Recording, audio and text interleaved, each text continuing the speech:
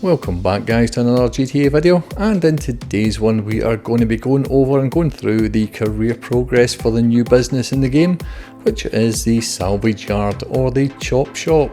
I'll take you through each of the tiers and all requirements within those tiers. So starting things off, let's have a quick look at each of the 4 tiers. And having a quick glance at them, I can tell you right now that this being a new business will take a lot of work to complete this one. So looking at tier 1 specifically, we have set up a salvage yard, meet with Yusuf and complete a salvage yard robbery. So setting up your salvage yard is straightforward enough. It is costly though. You just jump into Maze Bank Foreclosures and buy one of the 5 salvage yards that are available. I did go for this one down in Murrieta Heights and it did cost me in total $5.4 million. So certainly not cheap. But that one does tick off the first requirement.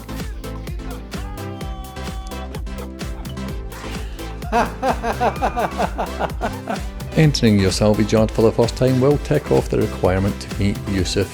The final requirement is completing a robbery. Now, logging onto the computer, you can select one of these vehicles to start the robbery. You'll then have a number of setups to complete and then the mission itself. But once you've completed that robbery, you will get this cutscene here, which completes all tier 1 requirements. Moving on to tier 2, you can see we do need to sell a vehicle, we do need to salvage a vehicle and earn $250,000 from salvaging vehicles in total. So selling a vehicle is straightforward enough. Once you've completed a robbery, you will have a vehicle here that you can sell, or you can also salvage the parts from.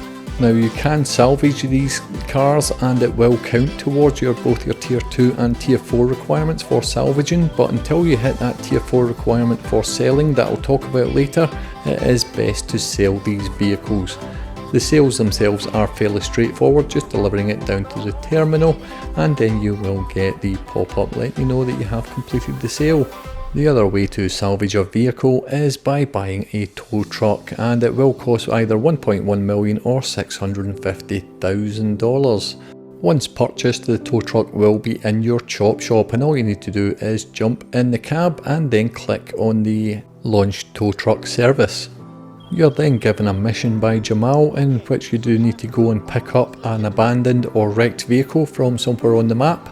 Bring it back to your salvage yard and there it will sit on one of the lifts for roughly 48 minutes whilst it is being salvaged for those parts. You can have 2 cars stored in your chop shop being salvaged at the same time.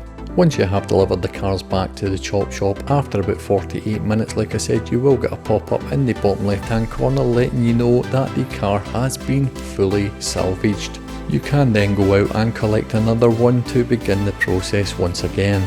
Moving on to the tier 3 requirements, you do need to complete all salvage yard robberies, of which there are 5.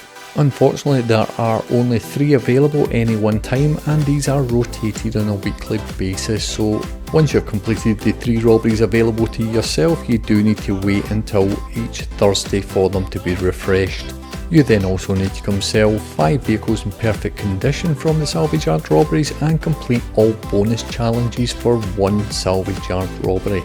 Now the bonus challenges are displayed at the end of each robbery that you complete, and as you can see here, this was the first one I did and I was unaware of the challenges, therefore I didn't meet any of them. But we'll speak about these challenges more when we cover tier 4. And in the tier 4 you do need to unlock 10 platinum awards for the chop shop. You do need to earn $2.5 million from salvaging vehicles.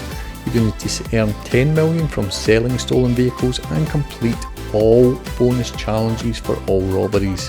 But going in and having a look at the awards for the chop shop, you do need to complete all of these at platinum level. So as you can see, you do have a platinum award for each individual robbery.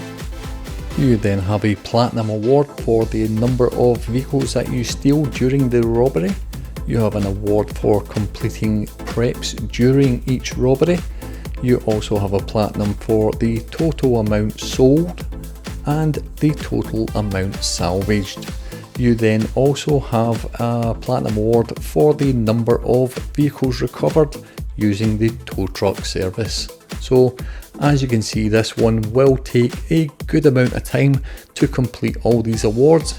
to achieve the career progress itself.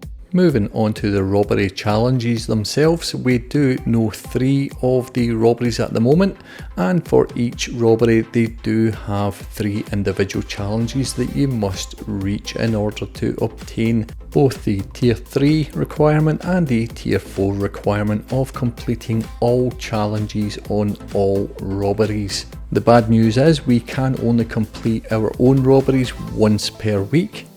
The good news is that the challenges do count when you are helping friends with their robberies.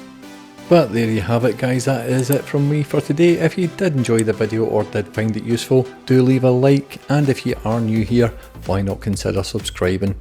Thanks again for watching, and I'll catch you in the next one.